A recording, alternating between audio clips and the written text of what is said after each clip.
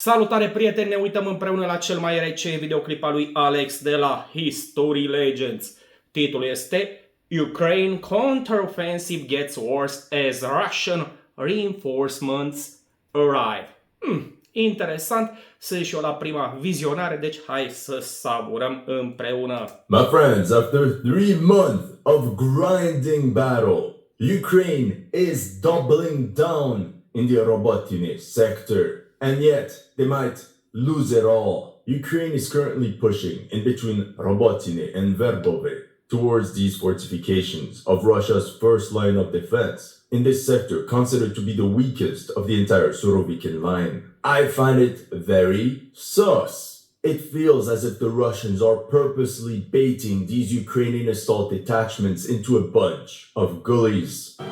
Nu, acum serios, cine îi pune pe ea să înainteze fără să-și securizeze flancurile? Da? Că nu e ca și cum rușii nu ar fi acolo, sunt pe flancuri și da, îi bombardează de pe flancuri. Nu știu care este ideea, ori avea ceva în cap sau pur și simplu îi lasă pe ea, ducă-se că găsim noi alții.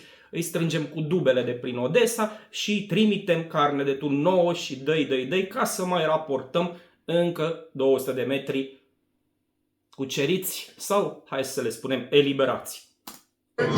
I'll be blunt. At this point, I think that the Ukrainian command knows that their offensive has failed.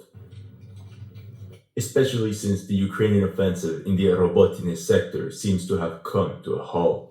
They lost so many Bradleys and Leopards that they already stopped using armored formations, and now they resorted to small-scale local infantry attacks, which resulted in a steep rise in casualties. And now we can add... Mai au unele tancuri, chiar arzând vreo două. The first destroyed Challenger 2 tank near Robotine. French newspaper Le Point went to the front and interviewed a Ukrainian soldier that was wounded near Robotine. He said, "We are pushing forward, but despite our caution, we are recording heavy losses. At this rate, we will need reinforcements quickly." Vor avea nevoie de o altă armată în curând. Blit, we are the reinforcements. Meanwhile, one of Ukraine's last reserves, the Elite 46 Air Mobile Brigade, might be experiencing some issues. Ми виконували бойове завдання під керівництвом командира батальйона майора Ногінова Олександра, який віддавав злочинні накази, посилаючи нас на штурм під вогнем артилерії і мінометів. Нас відправляли просто на м'ясо. Ми готові хоч зараз бій, але не під командуванням цього zlocințe. Така думка, що він працює на Росію. Слава Україні! Deci, moralul este la pământ. De altfel, am auzit astăzi la știri că au găsit polițiștii noștri, au găsit, a sunat la 112, un bărbat, un ucrainean, care fugise timp de 3 zile și străbătuse 40 de kilometri ca să scape de mașinăria de tocat carne de la Robotine. Asta e. Și mai ziceau știriștii că au mai găsit suplimentar 2 cadavre, unul sigur ucrainean și unul încearcă să-l identifice pentru că nu avea actele asupra lui. Deci, e nenorocire ce se întâmplă acolo. Ukraine is exhausting its last reserves. Russia has only just begun the transfer of reinforcements from other parts of the front. The Telegraph even wrote, Russia sends its elite troops as Ukrainian counteroffensive gathers pace, like the infamous VDV, the Russian paratrooper regiments. Either the arrival of these elite paratrooper units means they're there to plug the gaps, consolidate already existing positions, and relieve tired frontline units, or they have been deployed there to launch a counterattack, either to retake lost positions like Robotine or worse. As Ukraine penetrates deeper and deeper, it seems they have forgotten the importance of girth, because it opens them to a flanking maneuver. In this case, the Ukrainians would be trapped, like the Roman legions at the Battle of Cannae. Theoretically, from their bases in Kopani, the Russians could launch an offensive towards Orikhiv, which is the entire logistical base of this Ukrainian offensive. If the Russians are actually planning a counteroffensive, potentially the Ukrainians would have to abandon all their latest gains and pull back to avoid their best units to be encircled. And you can imagine what would be the impact of such a move on Moralul. our beloved Ukrainskaya Armia. According to the website Medusa, a significant part of the Russian reserves of the southern group have already been sent into battle, and now they're waiting for reinforcements from other directions, namely the 76th Air Assault Division, since on their telegram post of the 31st of August, they said the Crimea front was now history for them. There's also the deployment of the 7th Guard Mountain VDV Division from Kherson, and reportedly there's also the arrival of the 503rd Motorized Rifle Regiment. 2 entire divisions is a considerable force for solely defensive operations. The Ukrainian command knows that the battle to reach the Sea of Azov has been lost. So now their goal is to establish the best positions for a renewed offensive in winter or even in 2024. Oh yeah, in that case, you'll see this face for quite some time. Oh, Și cu ce armată? Uite ce cadru, stop cadru mișto a pus. oh, and don't you dare bring up anything of this, because Ukraine's foreign minister, Dmytro Kuleba, said that anyone criticizing the slow pace of the counteroffensive should shut up. And if the situation couldn't get worse... Bă, Culeba ăsta zici că este bulai al nostru, da? Seamănă și puțin din punct de vedere fizic, iar la ce scoate pe gură, Doamne ferește, e geamul lui bulai. First, the Russians are truly some sadistic maniacs because they're already building more lines of fortifications. Check out the expansions of these defenses 40 kilometers away from the front. Or what about those north of Polohi? And those are only the ones we can see using satellite imagery. It doesn't take into account... Bine, ăsta nu este sadism, ci oamenii sunt prevăzători, da? Prevederea este mama înțelepciunii. The ones that the Russians have hid. Știi cum a spus și Iohannis, ori ești precaut, ori ești prost. In tree lines. Like they have done in the past 3 months, this Polish foreign volunteer revealed to newspaper Wiadomości, the Russians have very good engineered troops. The defense system was built by construction companies. It wasn't the peasant who waved the shovel around to build the trench. Păi normal, că lopețile le foloseau pentru a se lupta cu ucrainenii. Companies came, poured concrete, and made fortifications in the style of the Maginot Line. And there are 3 or 4 of these lines. Of course, the Ukrainians are trying to halt this process by launching their own drones at these Russian engineering units. But let's go back to Robotine for 2 seconds, because this is the centerfold of the current battle. Here's a picture of the village of Robotine that... Da, vedem o poză a fostului sat Robotine. Ukraine has been fighting for so hard in the past few weeks. In my last video, I said that the fall of the village would happen for sure at some point. And 2 days later, Ukrainians did confirm the capture of the place. However, I'm shocked the Russians are not giving up. Newspaper Le Point also interviewed a Ukrainian intelligence officer, and to their astonishment, he revealed, for the moment, the enemy does not back down and resist with all his might. The Russian defenders at Robotine stood their ground so much that the Ukrainians had no other choice but to change their plans and bypass this entire sector. On September 1st, Ukrainian assault squads discovered a network of tunnels east of Robotine, from where Russian infantry appeared and disappeared during their many counterattacks. A bit like the Japanese defensive positions in Iwo Jima and Okinawa. Hi and welcome to History Legends. Here are the latest news of the Russo-Ukrainian War. If you're new to the channel, make sure to like and subscribe. As you know, some of my Ukraine videos have been targeted with limited or no ads. So make sure to check out my Patreon or PayPal to keep the show running. Thank you! Ok, eu voi demonetiza manual acest clip, nu mai stau după YouTube să verifice, să cerceteze, da? Și la fel vă rog pe voi să nu uitați de like și de subscribe dacă nu sunteți deja abonați. To everyone that has already helped, and welcome to the headquarters. In this video, some Ukrainian troops are seen advancing towards the front. This soldier walks by 2 destroyed Russian T-72s, and we can clearly see the dragon teeth of the Sorovikin line in the background, which marks the first line of defense. Thing is, this was geolocated right here, and seemingly this entire sector is secured by Ukraine. Here you can see NATO-trained soldiers of the 47th Mechanized Brigade clearing out part of a tree line, most likely somewhere south of the village near these Russian entrenchments that you can see on screen. They're carrying multiple machine guns. They're ready for battle, but they suffer casualties from returning fire, and half their squad has to get evacuated due to combat injuries. Meanwhile, this guy is happy that he survived thanks to his bulletproof vest, which is a reminder for you guys to always cover up and bring protection. Now notice how they seem to be using a Wolfhound armored vehicle for their medevac operation. And in the following article, the Wall Street Journal reported, for now the Ukrainians must resupply frontline troops on foot, or at best, using motorcycles, all-terrain buggies, or pickup trucks. They have to resupply their troops on foot. Oh my god, how are they supposed to win? Mersul pe jos face piciorul frumos. Da?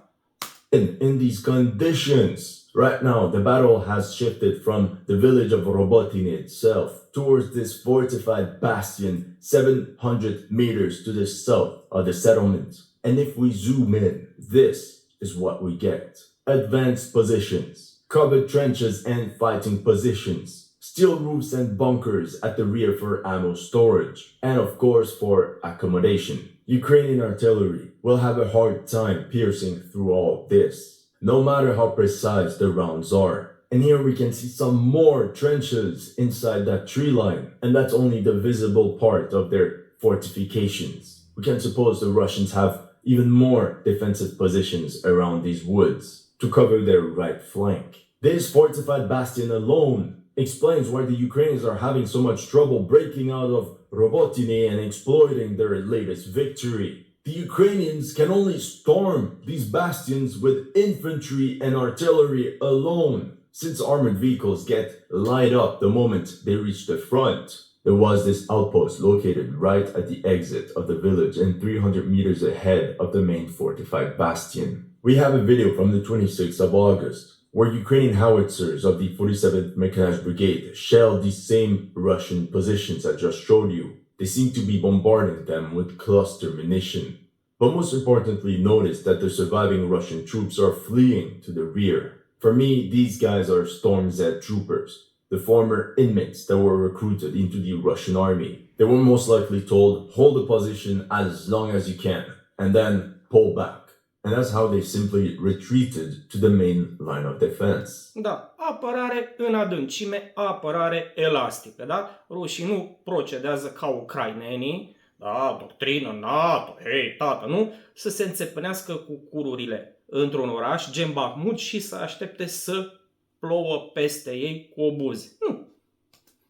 Despite all the anti-tank fire, the Ukrainians continue their assaults and try to send their tanks to support the advancing infantry. However, continuously attacking the same places come at a cost. If you look at this map, the Ukrainians are stuck in this sort of bulge or salient. Even worse if we look at an elevation map. Da, vedem că rușii sunt pe înălțime, da? Și ucrainenii sunt în găleată. We notice that Ukrainian assault units are pushing into these sort of gullies, which Ukrainians and Russians call balka. The height difference is not drastic, but since we're talking about infantry platoon engagements, that will mean that the Ukrainians will fight an uphill battle from where they can easily be ambushed. Take a look at this order of battle in and around Robotine. The Ukrainians have the equivalent of 12 brigades in that sector. As many were defending Bakhmut during the winter, and despite this mass of troops, they're still struggling. As many as 5 Bradley Square of armored vehicles were destroyed on the way to the village. Same scenario here, with 4 additional vehicles destroyed or abandoned. This seems even worse, since I think this one is a Striker APC, which belongs to one of Ukraine's elite brigades sent as reinforcements.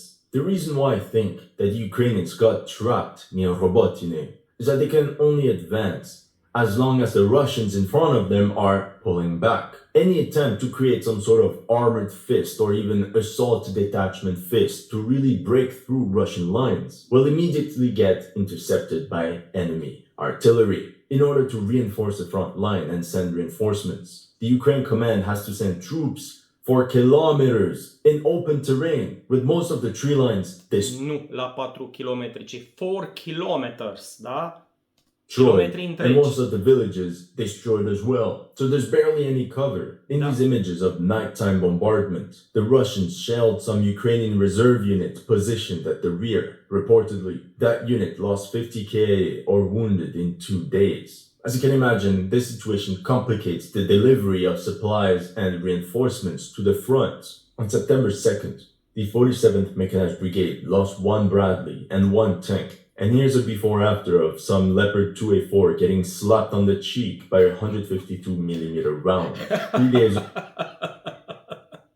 earlier, on the 31st of August. You can see 2 other Bradleys that were damaged and then fully destroyed near the village of Robotine. There have been so many confirmed losses of this vehicle. Team Oryx is retiring, so the number has not been updated in a while. But at this point, the number of M2A2 Bradleys that were lost in combat are around 70. At the same time, we can't only take into account vehicle losses, because the Russians are laying some pretty sadistic ambushes. This IFV drives into the village. We can recognize an M2A2 Bradley with a tow missile launcher system stacked on its left side. The Bradley drops a first batch of 6 riflemen. You can see the geolocation of this video on the east side of the village of Robotine. What's cruel is that the Russians didn't immediately fire at them. They stalked them and purposely let the Ukrainians repeat their mistake over and over as they dropped yet another squad right into this trap. This is when this Russian D-20 battery started singing and carried out 4 very precise artillery strikes directly into these buildings. That's at least 1 squad gone. How many more times has this happened over the past few days and weeks? Here's another Russian ambush. We can see a Ukrainian squad walking back and forth between these houses in Robotine when the Stick 2S7 peon woke up, followed by multiple artillery strikes on the entire sector. Then of course Russian aviation gets jealous and also wants a shot at the bowling alley by dropping FAB-500s on any stationary target. This is why it's very important for Ukrainian soldiers to find a way to protect themselves from artillery fire. This picture shows Ukrainian infantrymen rebuilding some trenches, most likely some second wave territorial defense guys that are revamping some destroyed Russian trenches that were previously captured. And this allows them to at least get some cover when Russian drones are lurking over them. But as always, this goes for both sides. Ukrainian artillery fired some cluster munitions at some 4 Russian trucks coming as reinforcements, roughly a company worth of men, 100 troops, and the ambush caused a carnage. Let's talk quickly about FPV drones. I thought this following footage was really interesting. We got a first FPV targeting this Ukrainian anti-tank unit, followed by a second one. But notice how we have a third drone guiding these 2 FPVs in real time. This means these drone attacks are extremely coordinated. In this one, you can see a French-made Caesar self-propelled howitzer. A first FPV misses the target, but the driver loses control of the vehicle. A second FPV comes in once the Caesar is immobilized, followed by a third one to finish it off. That's how some drones only worth a couple thousands of dollars fully destroyed some military equipment worth $7 million. We could think of these FPV drones as the Stukas during World War II with their sirens, which truly affected the morale of the guys on the ground. Abia aici sunt chestii sadistice, da? Cu sirena lui Stuka. Last video I told you that the Russians seem to have so many drones that they even attack infantry with them now. Well, the theory has been confirmed. the website Lost Armor added another 200 confirmed FPV drone strikes in August alone, compared to 123 in July and 92 in June. 40% of all Practic se dublează de la unul la alta, cam așa ceva. FPV strikes were carried out in August. It will be very interesting to see the numbers of September to see if this trend continues. Din ce știu eu, pe la jumătatea lunii septembrie deja era depășită toată luna august. And in that case, the Ukrainians better ramp up their electronic warfare capabilities. Now we know that Ukraine can't push too deep because eventually they'll hit a wall. They absolutely need to secure their flanks and expand their breachhead in order to continue their offensive. Da, trebuie să-și facă puțin loc să se mai lățească, să nu stea între ruși. Ok? The fact, Ukrainian forces are trying to gain control Așa, ca la Posada. of the villages of Verbove, east of Robotine and Kopani, on the west side. In my previous video, I expected the Ukrainians to put the B in Borsh towards Kopani and wipe this ridge clean. But it seems these Russian fortifications west and south of Robotine are holding longer than expected. But like we saw, these are not simple trenches. These are 360 defense networks because they can't break through on the west side. Ukrainians have been putting the focus on the east side. And this is where we saw the latest gains that made the entire Western media go nuts. At the same time, I understand Ukrainians managed to capture 1.6 kilometers in only 3 days. So let's analyze the furthest extent of Ukrainian progression in that sector by looking at all the places where Ukrainian troops have been spotted. In the intro, we saw that on September 1st, Ukrainians were spotted right here. Then, according to this video, the Russians shelled a Ukrainian vanguard that reached the tip of the village of Verbove, right here in the east.